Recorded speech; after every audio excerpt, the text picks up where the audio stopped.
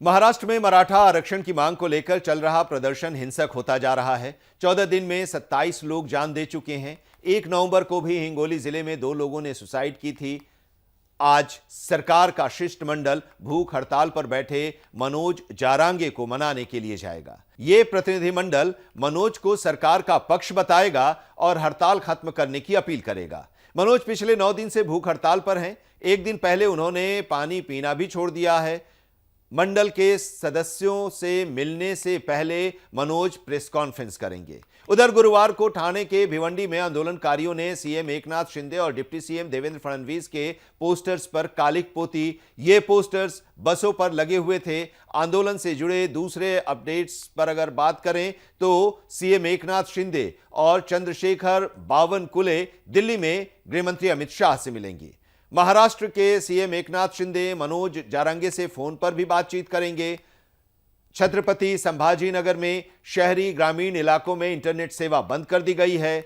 सकल मराठा समाज नासिक ने काली दिवाली मनाने का ऐलान किया है। महाराष्ट्र में सीएम एकनाथ शिंदे की अध्यक्षता में सर्वदलीय बैठक में सभी दलों ने सहमति जताई कि मराठा समुदाय को आरक्षण मिलना चाहिए और इस बैठक में शरद पवार समेत 32 पार्टियों के नेता शामिल हुए थे।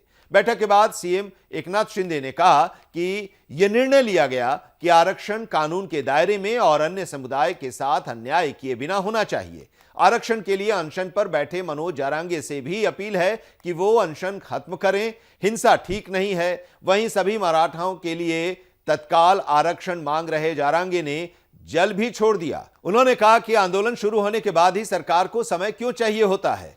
सरकार को चिंता है तो यहां आकर चर्चा करे, वरना आंदोलन उग्र होगा। मुंबई में आंदोलनकारियों ने मंत्री हसन मुश्रीफ की गाड़ी में तोड़फोड़ की। राज्य सरकार ने प्रदर्शनकारियों पर सख्ती शुरू कर दी है।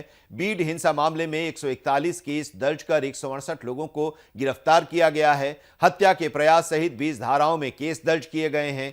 छत्रपति संभाजीनगर, जालना और बीड में इंटरनेट सेवाएं बंद कर दी गई हैं। बीड में धारा 144 लागू कर दी गई है और यहां आरएएफ को भी तैनात कर दिया गया है। स्थानीय पुलिस के अलावा राज्य रिजर्व पुलिस बल की 17 कंपनियां तैनात की गई हैं। महाराष्ट्र पुलिस के एक शीर्ष अधिकारी ने बताया कि हमारे पास सख्त कार्रवाई के आदेश हैं। सार्वजनिक संपत्ति को नुकसान पहुंचाने और हिंसा करने वालों को बख्शा नहीं जाएगा। राज्य के डीजीपी ने कहा कि उपद्रवियों ने 8 दिन में 12 करोड़ रुपए की सार्वजनिक संपत्ति को नुकसान पहुंचाया है।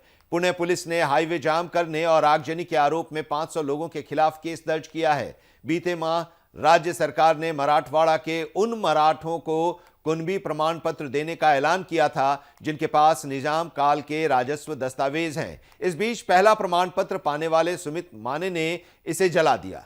उसने कहा कि यह मराठा समुदाय को बांटने की साजिश है। हम आपको बताते हैं कि मराठा आरक्षण में अब तक क्या क्या हुआ है। 30 अक्टूबर को बीड में हुई हिंसा मुंबई तक पहुंच गई है।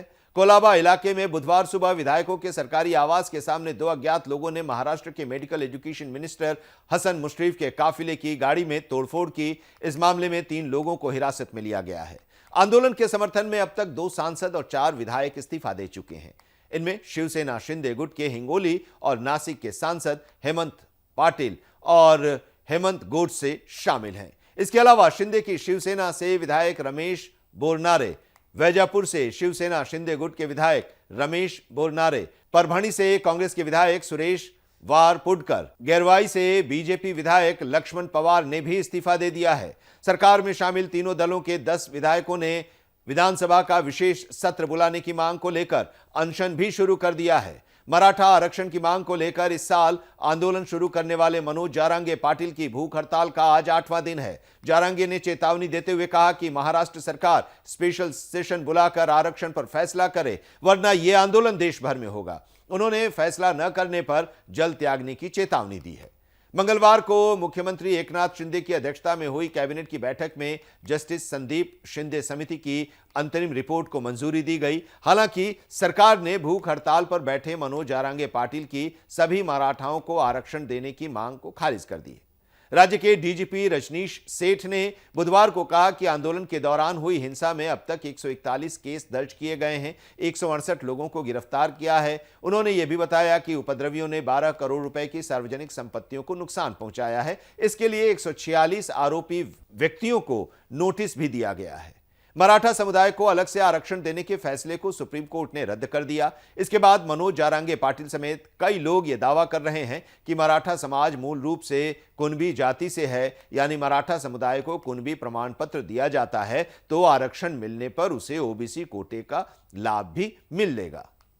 फिलहाल राज्य में ओबीसी कोटे से आरक्षण 19% है। ओबीसी समुदाय के संगठनों का मानना है कि अगर इसमें मराठा समुदाय को भी शामिल किया गया तो आरक्षण का फायदा नए लोगों को मिलेगा। हमारा विरोध मराठा आरक्षण से नहीं बल्कि उन्हें ओबीसी से आरक्षण देने को लेकर है।